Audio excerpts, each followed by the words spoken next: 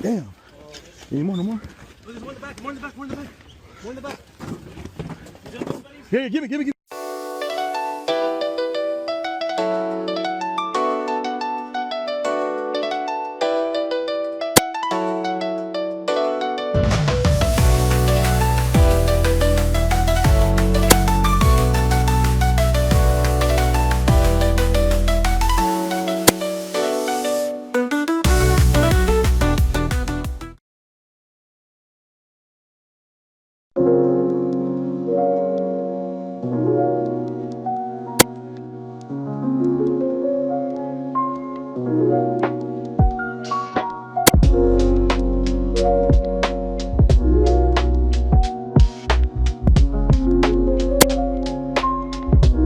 Yo, what's going on, guys? What's Homer back again, and today I'm going to be talking about Yu-Gi-Oh versus Pokemon, why prices are doing very different things in the two different card games.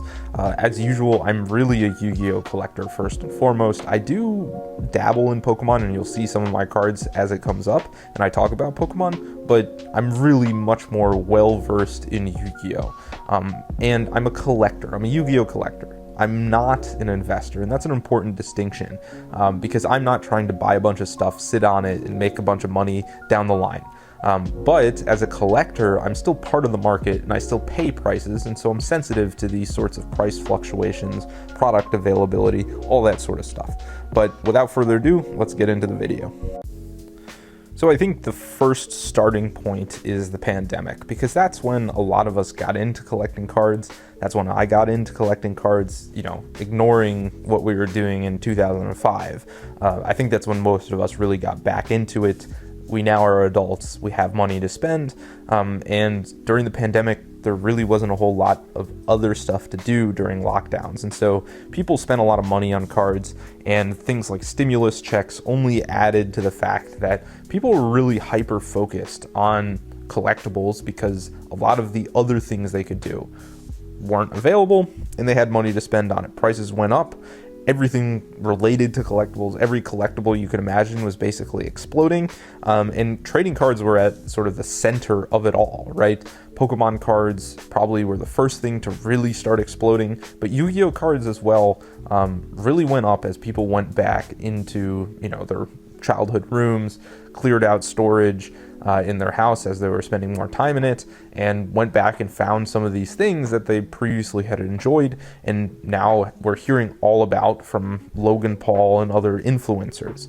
I think that COVID era nostalgia really drove a bunch of demand, and just simple supply and demand. You spike up demand, prices are going to increase if supply is not changing significantly and meeting that demand. And so I think it really started in Pokemon when Logan Paul, who's extremely popular, maybe not for the right reasons, but that's not the point of the video, really sent Pokemon on the rocket ship. I was actually following Pokemon card prices through Z&G Emporium. He used to have a spreadsheet where he was tracking essentially all of the PSA 10 WotC era Pokemon cards, and he was seeing that prices were really growing significantly. Month after month, you were seeing 10% increases over time.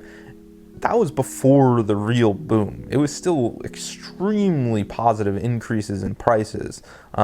But once Logan Paul got into it, people, I think, were speculating that these prices couldn't sustain themselves. This sort of growth, 10% every month, 5% every month, that's extraordinary growth. On a collectible, really wasn't something people were expecting. Then Logan Paul, dropped the match into the fuel tank, and everything just exploded beyond what we couldn't imagine. And while a lot of the people who got into the hobby were genuinely interested in collecting cards, I think that many of the buyers were more interested in the money behind the cards. And that might still be true today, where it's hard to really get into a new hobby and then spend thousands and thousands of dollars. Usually you dip your toe in first, you spend $10 here, $20 there. it's really rare for people to get into the hobby and spend a ton of money. But that's what people were doing. And I think that's partly because they had now had stimulus checks worth, thousands and thousands of dollars, where now they had this free cash to spend. But I think a lot of the people getting in were more enticed by the fact that people were making money on this stuff, and they did have some connection to it, especially during their childhood. And so I think a lot of the people were just trying to get in, make some money, get out. And they didn't really know what that time horizon of getting out was. They just knew that prices were going crazy right now, and that they felt this fear of missing out, or FOMO, that they were missing out on sort of this extraordinary opportunity to make money off of cards. So we're going to continue our discussion with Yu-Gi-Oh! Because Yu-Gi-Oh! Is what I know. I'm very involved in Yu-Gi-Oh! Cards. I collect, and so I'm very involved in sort of prices. But at the end of the day, the most important thing about the Yu-Gi-Oh! Market is that it is really driven by players. People love playing the Yu-Gi-Oh! Card game. And that's what originally drew me to it back when I was a kid. Was I tried out Pokemon, I tried out Yu-Gi-Oh!, I tried out Magic. I really liked Yu-Gi-Oh! As a card game the best. I thought it was the most fun to play, and it definitely helped that the show really was centered around the card game. Pokemon, the show, doesn't really have a card game involved in it at all. And so the fact that the media itself, the IP, was really centered around the card game itself made it, I think, more enjoyable to play as a kid. And today, the game has evolved significantly. I can't say that I understand every aspect of the game, although, I do understand all the different summons generally.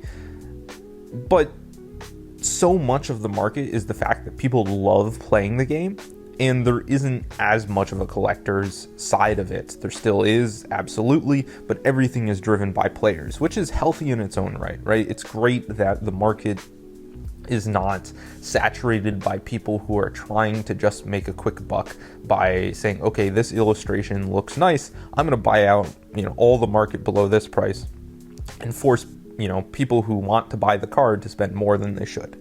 And so I think that is quite nice. But in recent years, this wasn't true in 2018 for sure, but in recent years, probably starting around 2019, 2020, especially during the pandemic, Konami realized that they were not capitalizing on the fact that many of the people who were, playing the game were actually interested in collecting it. And if they focused on the fact that there were legitimate collectors like myself who don't play the card game, they could have a larger audience for their products. Because if they cater to this collector side, that's something that wasn't really exploited for the people who played the card game, who wanted high rarity stuff all the time. They, weren't capitalizing on that. And then also people like me weren't interested in it, specifically the modern product, because there really wasn't anything in there for us. And so they introduced things like collector rares. They introduced things like Starlight rares,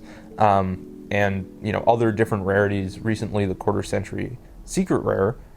These were rarities that were very interesting to collectors because they were nice and shiny. A lot of the cards that were in these rarities were cards that I recognize, or were, maybe part of a new archetype, but they had some sort of nostalgic component to it. A great example being Toon Blackluster Soldier. This is something that was from the show. Everybody remembers it from Duelist Kingdom, and yet it was only printed in 2020. It was printed as a collector rare in Toon Chaos, and it was something that people really, really loved. And so, at face value, adding in this collector's aspect, they called the collector's rare, right? That was originally meant to draw in collectors. And so this should have given speculators, at face value, they should have been really interested in the fact that there's all this new collectible stuff coming out. It was coming out during COVID, and so this insane hype where prices were going crazy should feed into the market, make a ton of people speculated on it. And that did happen, right? Prices only went crazier on all of these different collector rares and Starlight rares. I remember, you had Starlight rares that were from 2019 that were over $1,000. And I showed some of them at the beginning of the video, right? IP Masquerena, Apollosa, these things were thousands of dollars, and they were only released in 2019. The key was that they were so hard to pull. You know, if you come from a background that isn't Yu-Gi-Oh, it's almost unfathomable the rates on these cards. Like, they're almost at the same level, not quite, but almost as serialized sports cards that are like out of 1,000 or something. You know, there are probably only a couple thousand copies, maybe 10,000 copies in circulation of these rare cards, and it takes 2,500 booster packs on average to pull these things, to pull a specific Starlight Rare, for example. And so it was so difficult to pull these things. They were super scarce relative to the amount of demand, and so the prices went crazy. But what Konami has done is, in traditional Konami fashion, is taken a very myopic view of these, you know, this influx of money into the hobby and the fact that there are a lot of people enjoying their product. This is very different from, I think, the Pokemon Company, which builds a product to try to last a lifetime. That's why it's been the strongest IP ever in terms of sales. And it's, you know, 20 years ago, it was the most popular thing. 30 years ago, it was the most popular thing. 10 years ago, it was the most popular thing among kids.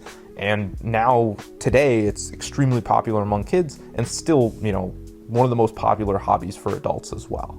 And you don't get that by taking the same approach that Konami has, where as soon as something works for Konami, they decide, hey, you know, we're just going to try to monetize this into the ground, and that we're going to try to extract as much money as we can in the short term to try and secure our profits. And they don't really take the approach of, we're building this thing to last because we want people to enjoy this for a lifetime. And so what they did was they would print something in a collector rare, and then once the quarter century secret rare came out, they would just reprint it in that other high rarity. This is something that they really don't do in Pokemon because they have all these different arts, so no two cards look too similar. I showed the example at the beginning of Toon Black Luster Soldier, where you have a quarter century secret rare and a collector rare printed within a couple of years of each other. And it was surprising to me that they printed the quarter century secret rare. Basically, this whole quarter century bonanza, quarter century stampede, they were printing hundreds and hundreds of these quarter century secret rares. Basically, they're just trying to print every card they can in the rarity to try and just get as much money as they can out of this 25th anniversary. The problem is that there are a lot of people that spent their hard-earned money on collector rares and Starlight rares. Now, I spend money on collector rares, but those were much cheaper to begin with. And I was always afraid of putting any money into Starlight rares because, one, I thought they were overpriced for what they were because people were speculating on them. And two, you always run the risk that they do a reprint because in Yu-Gi-Oh! They just print the same rarity over and over. The same artwork over and over. They just print another high rarity and suddenly people want the next shiny thing. And that's what's happened. You know, these Starlight rares have just been printed in quarter century secret rare, which is a nearly identical rarity. And people just don't want the Starlight rare as much as they used to because they can get a nearly identical card. Look at this Stardust Dragon. It looks so beautiful in quarter century secret rare, but it costs $5 to $10. Starlight rare, at one point, that was an $800 card. And so Konami has basically said, well, we're just going to try to suck all the money we can out of the potential buyers, and it doesn't really leave any sort of interest from speculators. They've already been burned. They put their money into those Starlight rares, and they've just fallen off a cliff. And to a certain extent, it is what it is, but I think that drives a lot of the fact that now no one is speculating on Yu-Gi-Oh! Besides people who play the game. You know, you'll see buyouts on modern staples, but all these real collector cards where they're printing vintage stuff, and even some of the modern stuff as well, as soon as it's not extremely playable, it just falls off a cliff. And there isn't the same sort of excitement around these modern collectibles as there once was because they've just sucked all of the value out of it. And so the prime example of the QCR, you can think about something like an SDK Art Blue Eyes, which is $30, a DMG that's $10. It's great because it's cheap to collect, and so I don't completely hate it at all. But at the same time, you know, collectors want exclusive stuff. And if there isn't exclusive stuff and you can just get it out of a Megaton promo pack for $5, you're not going to go after a nearly identical looking one that's $700. It doesn't make a whole lot of sense. And so I never really bought into those Starlight Rares, as I said, but other people did. They've been burned. And so I think people learn from their mistakes, and collectors, will buy the stuff at lower prices, but speculators have just completely left Yu-Gi-Oh! For the most part. The only people who are still speculating on it really are players. That's my take. And it's not just the QCR. They did the same thing with the Prismatic Collector Rare, which has hurt collector rares. And it didn't really make sense because Prismatic Collector Rares weren't even the selling point of the sets that they were in. It was just kind of a bizarre thing for Konami to do. And so I don't think Konami puts the same amount of thought into the choices that they make as the Pokemon card company does. And so I think that some speculation isn't bad because it helps local card shops, which are the lifeblood of the Yu-Gi-Oh! Trading card game, turn a profit on stuff because they have these, super rare chase cards in the sets. And if someone is spending $600 on that card, it helps sell the cases. The card shop makes a lot of the profit on that card and allows them to sell the staples that are needed for players in lower rarities at lower prices. And so I think it helps to have people who are interested in that stuff, who are willing to spend higher prices because there's more demand for it, to help out the players. That's my take. Now we get to Pokemon, and Pokemon prices are basically up across the board. You look at vintage, it's still going up. You look at modern stuff, it is exploding. And yes, certain things go up and down, but on the whole, Pokemon has just exploded. And many of these modern cards have skyrocketed despite the fact that there are enormous supplies of these things. Like, it's not an ultra limited card. It's not something with 10,000 copies or 1,000 copies or 100 copies. The stuff that's exploding has tens of thousands, hundreds of thousands, sometimes millions of copies in circulation. I don't know about millions, but certainly there are things like illustration rares where there are hundreds of thousands of them out there. And for some of the more limited stuff, maybe tens of thousands of cards out there, but it's still exploding in price.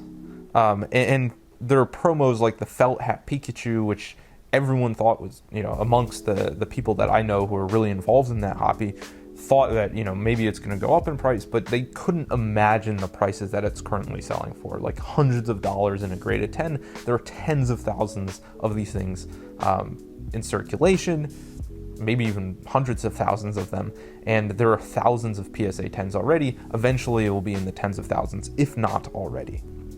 And so the crazy thing about Pokemon is that, during the pandemic, you can point to specific things like Logan Paul, influencers, stimulus checks to explain why people were spending so much on cards and why the Pokemon cards were shooting up.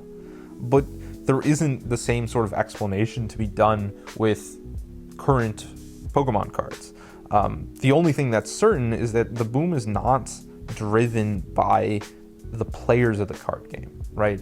I mentioned how Yu-Gi-Oh! Is really a market that is completely dependent on the players. That's not the same thing for Pokemon, right?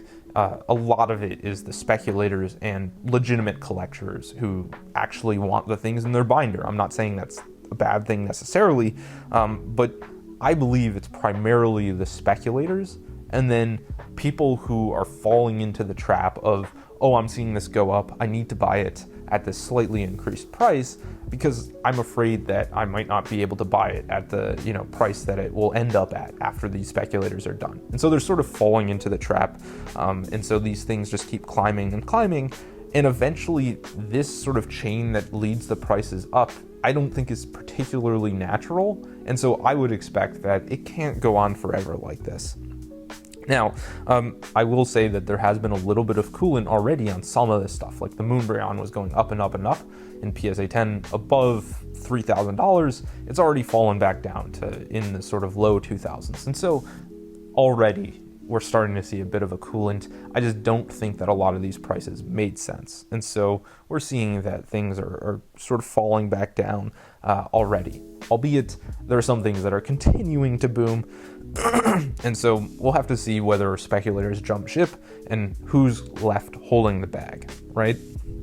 And so as I said, my intuition says that this chain reaction, this feedback loop that's leading to the prices going up, where speculators buy something out and collectors get nervous about the fact that the thing that they wanted and were chasing after is being bought out, and so they are willing to pay those higher prices for fear that they're missing out, and eventually it's going to be at a price point that they can't get in at. And so that just doesn't seem sustainable at all to me. And so, coupled with the fact that I don't really understand the timing of the boom right now, there's not something in current events you can point to where you're saying, okay, well, obviously things should be spiking right now. It doesn't really make sense. But, who knows? No one is a true fortune teller, and so I can't know exactly the fact. And so, despite the fact that I'm not too confident that the current boom can be sustained, I think the Pokemon Company, as I mentioned before, has done an excellent job of sort of navigating these crazy times, COVID, and these subsequent, there was a little bit of a lull, and now there's this explosion in the current boom.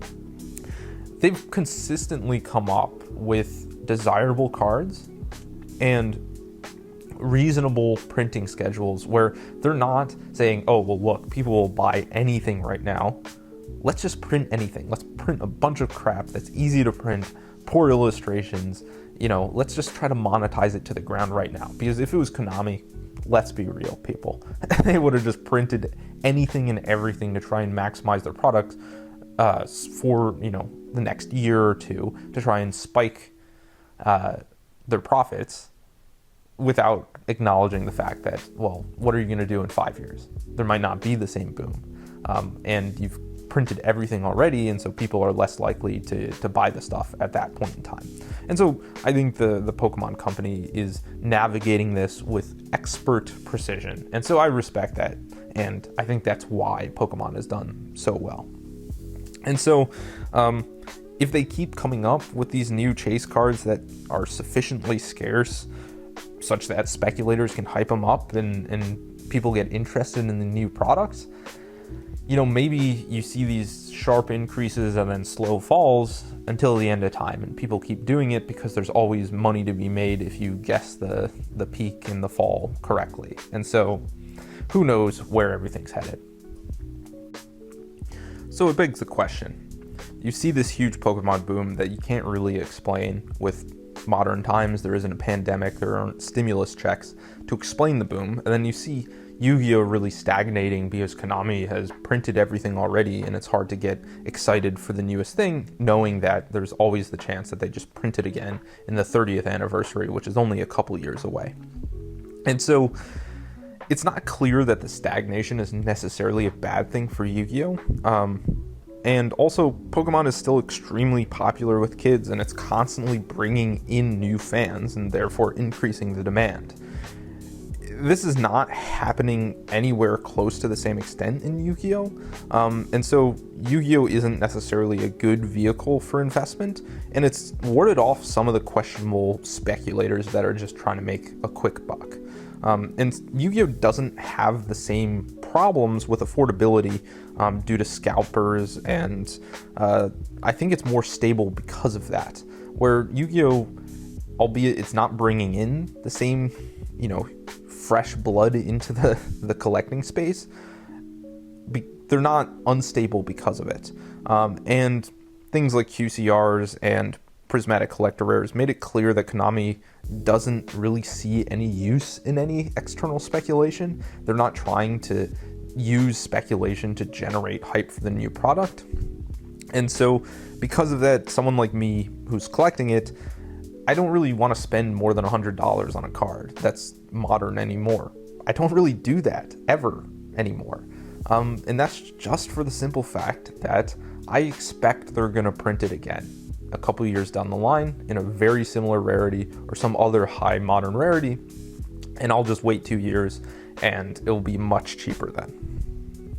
Not always true, but I don't really see a point in buying something right after it came out. At the same time, I've gotten into Pokemon collecting, but I really try to steer clear of modern art cards. But that's for different reasons. I just don't think that the prices always reflect the real demand for these because there are so many speculators on the cards. And I think that some of these speculators, I know some of these speculators have thousands of certain cards, thousands of copies of certain cards stashed away, and I don't want to pay triple the price because some guy over here bought out all the cards at $3 and his friend bought them all out at $4, and now I'm paying, $7 or whatever. It doesn't really make sense to pay those prices. And so I'm trying to go back to some of the less speculated on cards, and I don't really buy into modern alt arts. You'll see I have like a Palkia, but that's something I bought a long time ago when I was grading stuff for profit. And that's just one that was off center, so I couldn't grade it.